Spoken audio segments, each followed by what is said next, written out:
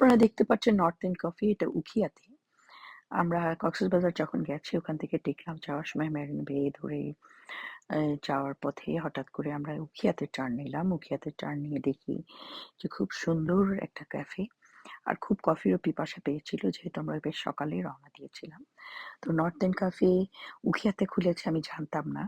খুব সুন্দর একটা মনোরম পরিবেশে এরকম জায়গায় হঠাৎ করে আমি নর্থ এন্ড কফি দেখবো আমি ভাবতেই পারিনি।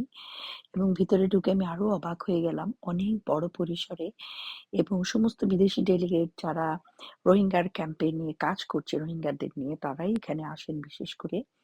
এই যে বাংলাদেশের মহিলাদের হাতে করা শল আছে, চাদর আছে, তারপরে কাঁথা আছে।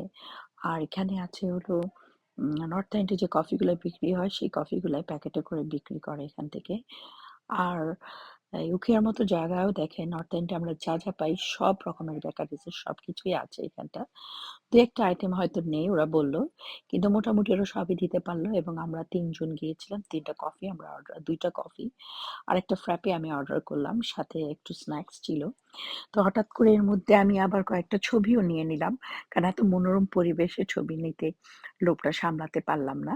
এটা ওদের ফ্রন্ট ডেস্কে এবং কার্ড এবং পয়সা ২ টাই নেয় ওরা। আর তারপরে আমি চলে গেলাম উপরতলায়। ৩ তলার উপরে যেহেতু আমার হাসব্যান্ড অত উপরে উঠবেন না, তা আমি একাই উঠলাম। এখানে এসে আমি অবাক হয়ে গেলাম। এত সুন্দর পরিবেশ, এত বড়সড় একটা জায়গা এবং পাখির ডাক। মনে হচ্ছে কি নেচারের কত কাছাকাছি চলে গেছি।